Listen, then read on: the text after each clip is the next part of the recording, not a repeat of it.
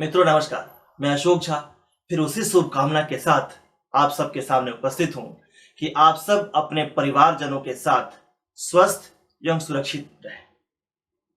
मित्रों, मैं आज के इस सेशन की शुरुआत करूं उसके पहले आप सबको ये बता देना चाहता हूं कि आज का जो मेरा विषय है वह है टीके का सच, मतलब द ट्रूथ ऑफ वैक्सीनेशन।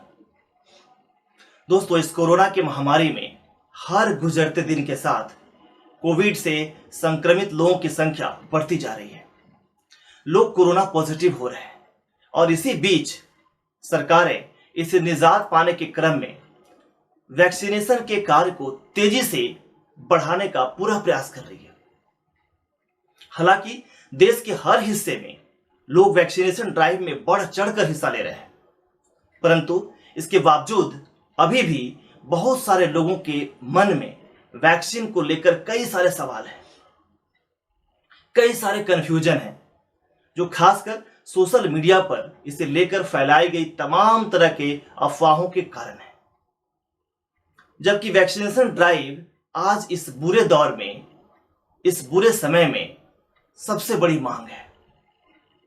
आज जरूरत है कि लोगों तक इससे संबंधित सही जानकारी पहुंचे, जिससे उनके शंका का निराकरण हो सके और टीकाकरण के प्रयास में पंख लग सके। तो दोस्तों, वैसे मैं ना तो कोई डॉक्टर हूं और न ही कोई वैक्सीनेशन संबंधित कोई एक्सपर्ट, परंतु मैंने आप जैसे लोगों से बात किया है और उनसे बात करने के बाद वैक्सीनेशन से संबंधित कई सवालों को पाया है, कई शंकाओं को समझा है। जैसे वैक्सीन क्या है, क्यों लेना चाहिए, यदि हम पहले डोज के बाद दूसरे डोज को सही समय पर नहीं लेते हैं तो उसका नुकसान क्या होगा, इत्यादि। और इन सब के सब जवाबों को कई प्रमाणिक पत्र पत्रिकाओं से पढ़कर और एक्सपर्ट्स के इंटरव्यू के आधार पर मैंने इसको तैयार किया है। तो आइए आज के सेशन में हम कोविड-19 वैक्सीन के मिथकों को स्पष्ट रूप से दूर करने का प्रयास करते हैं। सबसे पहले लेते हैं पहला सवाल कि आखिर वैक्सीन क्या है। तो दोस्तों, अगर आप WHO वर्ल्ड हेल्थ ऑर्गेनाइजेशन के वेबसाइट पर जाएं तो वैक्सीनेशन के बारे में लिखा हुआ है, जो आप लिखा हुआ देखेंगे वहां पे, कि vaccination is a simple, safe and effective way of protecting people against harmful diseases before they come into contact with them. It uses your body's natural defenses to build resistance to a specific infection and makes your immune system stronger. मतलब अगर अपनी मातृभाषा में कहूं तो साफ है कि एक वैक्सीन आपके शरीर को किसी भी बीमारी, वायरस या संक्रमण से लड़ने के लिए तैयार करती है। ये शरीर के इम्यून सिस्टम यानी प्रतिरक्षा प्रणाली को संक्रमण की पहचान करने के लिए प्रेरित करती है। जो आक्रमणकारी वायरस होते हैं उसको पहचानने के लिए प्रेरित करती है और उनके खिलाफ शरीर में एंटीबॉडी बनाते हैं, जो बाहरी हमले से लड़ने में हमारे शरीर की मदद करती है। मतलब एक तरह से वैक्सीन जैसे हम गार्ड रखते हैं, बॉडी गार्ड रखते हैं, जो किसी भी आक्रमण के सूरत में अपने हथियार को लेकर खड़ा होता है और हमें बचाता है, ठीक उसी प्रकार वैक्सीन हमारा गार्ड है, जो बीमारी को आने के संकेत मिलते ही उसे पहचान लेता है और उनसे लड़ने के लिए हमारे शरीर को तैयार करता है, ताकि वो हमारे शरीर पर बीमारी का असर ना हो सके। दोस्तों, वैक्सीन लगने के कुछ वक्त बाद ही आप उस बीमारी से लड़ने की इम्यूनिटी विकसित कर लेते हैं। अमेरिका के centre of disease control and prevention, मतलब CDC कहें उसको, का कहना है कि वैक्सीन बहुत ज्यादा शक्तिशाली होता है, क्योंकि ये अधिकांश दवाओं के विपरीत किसी बीमारी को इलाज नहीं करती, बल्कि उन्हें होने से रोकती है। दूसरा सवाल लेते हैं। हालांकि पहले सवाल से ही मिलता जुलता यह सवाल है कि क्या वैक्सीन सुरक्षित है।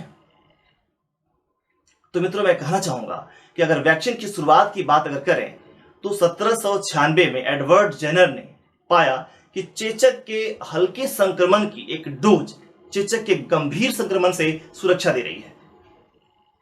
और उन महानुभाव ने इस पर अपना अध्ययन किया और उन्होंने अपने सिद्धांत को परीक्षण भी किया।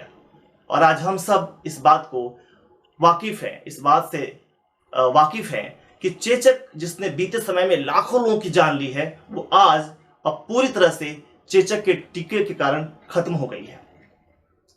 और मुझे उम्मीद है कि आप सबके हाथों पर यहाँ पे चेचक के टीके की छाप अवश्य होगी, जो हम सब ने अपने बचपन में लिया था चेचक से बचने के लिए। मित्रों, वास्तव में वैक्सीन को आधुनिक दुनिया का अगर कहें तो सबसे बड़ी चिकित्सीय उपलब्धियों में से एक माना जाता है। विश्व स्वास्थ्य संगठन मतलब WHO के अनुसार वैक्सीन की वजह से हर साल, जी हां, हर साल करीब 20 से 30 लाख लोगों की जान बच जाती है। वैसे वैक्सीन लगने का कुछ लोगों को इसका साइड इफेक्ट का भी सामना करना पड़ सकता है, जैसे हल्का बुखार होना या खारिश होना, परंतु यह बिल्कुल सामान्य सी बात है, बिल्कुल घबराने की बात नहीं है। मित्रों, आपको जानना चाहिए कि वैक्सीन को यूं ही बाजार में नहीं लाया जाता है, बल्कि इसकी बड़ी गंभीरता से जांच की जाती है और कई लेवल का इसका ट्रायल होता है, कई लेवल के ट्रायल से गुजरना होता है और तब जाकर के देश की ड्रग्स कंट्रोलर अथॉरिटी जो है उसको अप्रूवल देती है और तब जाके ये वैक्सीन हमारे तक आता है। तो कंफ्यूजन बिल्कुल क्लियर है कि वैक्सीन पूरी तरह से आवश्यक एवं सुरक्षित है। तीसरा सवाल लेते हैं, वैक्सीन लेने से कहीं कोरोना तो नहीं हो जाएगा? क्योंकि लोग कहते हैं कि ये भी वायरस से ही बनता है। तो दोस्तों, मैं कहना चाहूंगा कि हम सब वैज्ञानिक तो नहीं है, हमें वैक्सीन बनाना तो नहीं है, तो हमें प्रोसेस के समझने की कोई खास जरूरत भी नहीं है कि कैसे बनता है।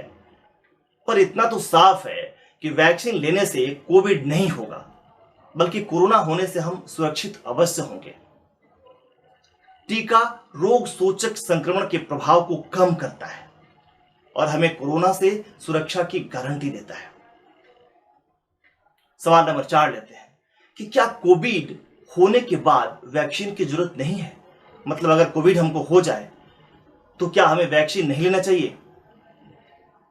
दोस्तों, लोगों के मन में एक भ्रम बना हुआ है कि कोरोना संक्रमित अगर हो गए तो उसके बाद शायद उन्हें वैक्सीन की जरूरत नहीं है।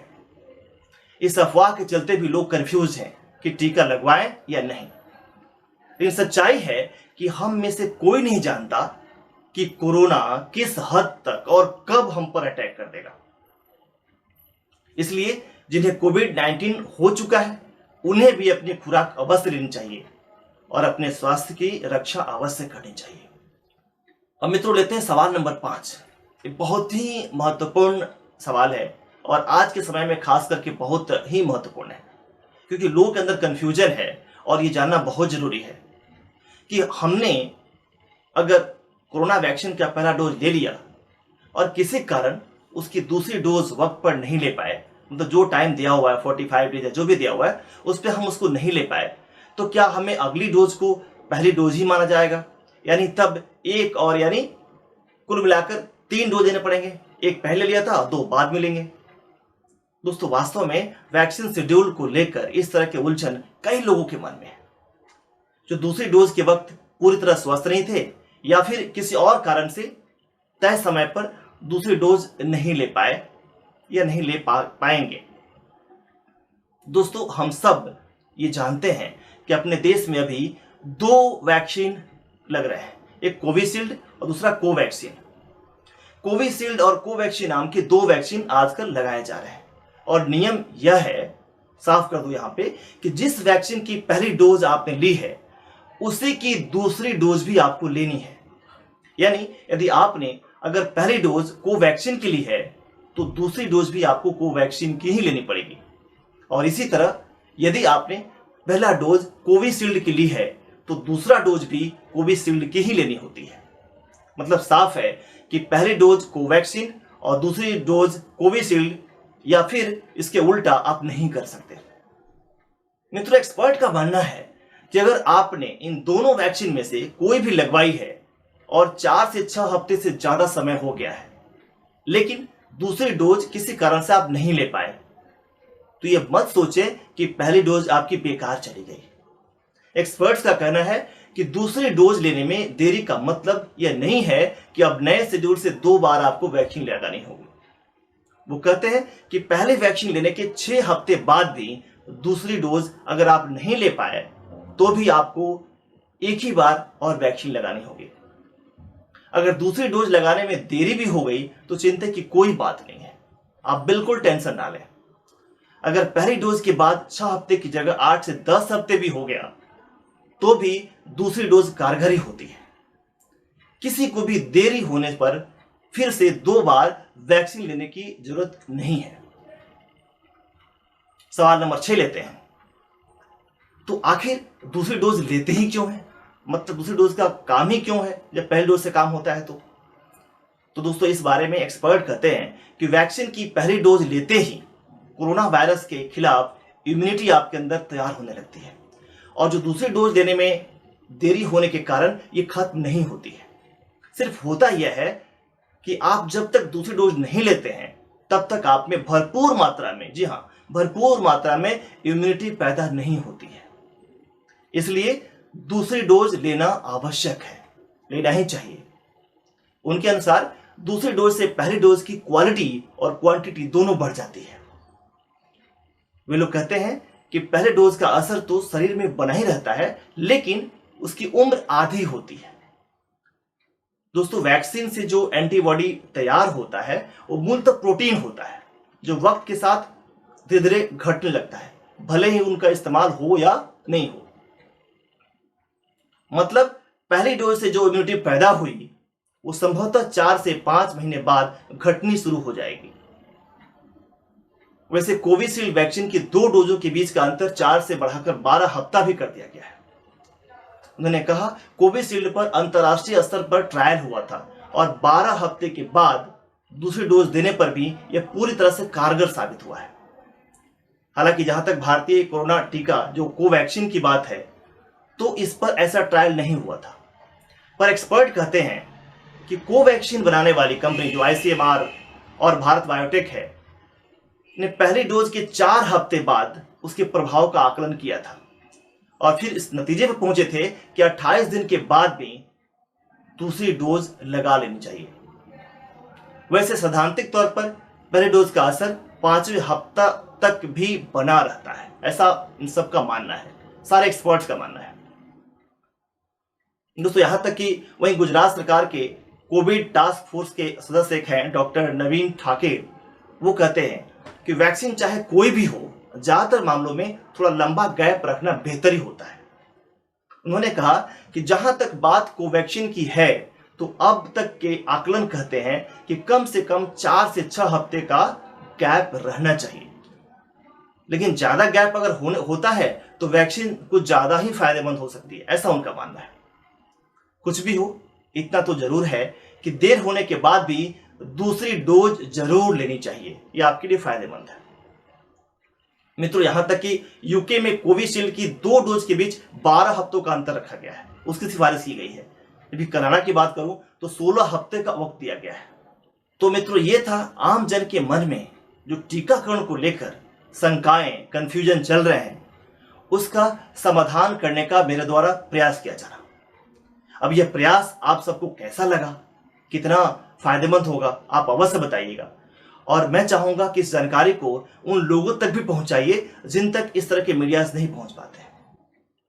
परंतु हां, एक महत्वपूर्ण बात मित्रों और बताते चलता हूं कि वैक्सीन के बाद भी एसएमएस मत छोड़िए। एसएमएस मतलब सैनिटाइजिंग, मास्किंग और सोशल डिस्टेंसिंग को बिल्कुल भी नहीं भुलाना है।